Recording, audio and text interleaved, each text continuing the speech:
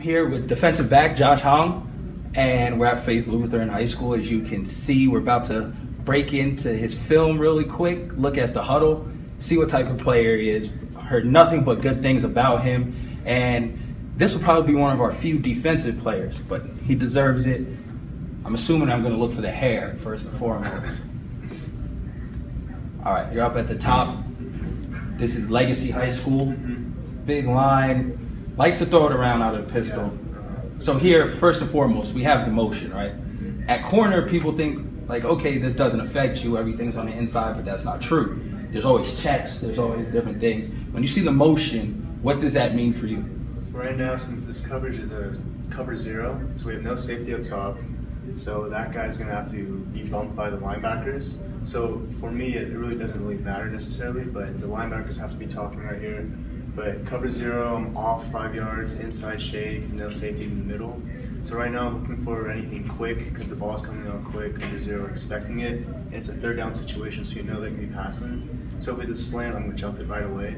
Which this play is the outside receiver does a slant. I think it's a double slant right here, but the quarterback delays for a little, and he just throws it up, and I track it down, and somehow just grab it out the air.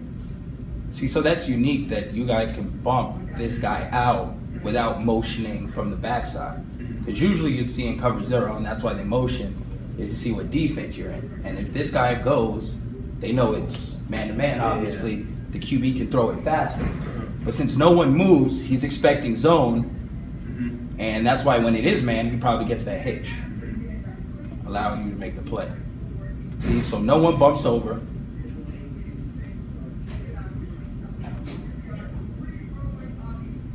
Good job by the line, he can't see, and this is great.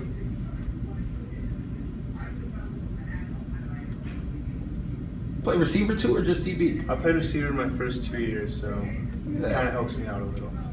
Whoever said that corners can't catch, live. So if we bring it back, this is great, like you said, technique, fluid back pedal, eyes on his hips, then you break on the ball. Right here, we see the quarterback's arm up, we see him stop, it's not a double move. What's going through your head? Like, a lot of people don't have that, I guess, that want to. They don't know how to attack the ball. A lot of DBs right here are safe, like he's not gonna beat me for a touchdown. You know what? I'm gonna just let him have it, and we'll play ball after that. How are you so different? What goes through your head? Right now, going through my head is, I see he's throwing to my receiver on my side. I cannot let him catch the ball. That's the last thing I want to do, if anything. So there's no let him catch it, let me tackle him. It's crazy, is that's not even your receiver. Yeah. It's just my outside receiver just kind of ran into the same zone as the inside receiver, so that I could cover both of them necessarily. Now we see you against a run-first team. I don't even know who this is. It's Palo Verde. Palo Verde High School. So we see the double wing. I'm not gonna lie to you, I hate this offense with a passion. I do too, I'm with you there. But on the outside, people don't understand corners play a really good job and a huge job against the double wing. There's so much misdirection that a lot of time you're on the island. So right here, we're probably, I remember our DB coach said to settle further back so we can get more vision of the ball where it's at, the misdirections and stuff.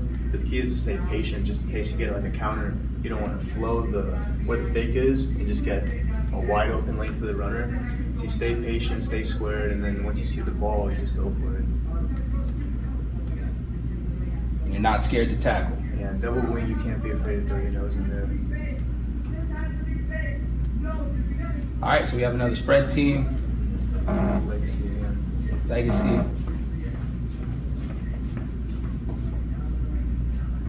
Now they test you after the first one, right? Yeah. So we saw the first one.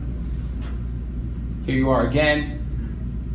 I'm gonna say this is zone coverage now. Yeah, it's cover 4 right here. This is good. And what's crazy is that you are so fundamentally strong that you start off, you're playing squared up, 5 yards, just like you were in man. Quarterback never looks this way again. And I'm not sure who this is on your team. And probably a great DB. But the difference is that he started with this angle, opened up, which tells us it's zone, because that's a zone angle. you're not going to play man-to-man because you can't cut both ways. It's telling me you're going to one place specifically. And that's how I knew you were in zone. Because you open up, it's automatically zone. You can tell that by your alignment. What you did, which is the little stuff people don't see, this is how you start. So when the quarterback initially looks, he thinks it's man because your body doesn't give away if it's man or zone. But here, you wait. Good bail technique. Sinking into your zone. How'd you see this guy? That's the key, because you're going and obviously going deep. It's not a slant. It's like a deep post. Yeah. It's like he did a wheel route. Well, the one did like a skinny post, I would say, down the seam. And I honestly thought he was going to that guy, just the way his eyes were at.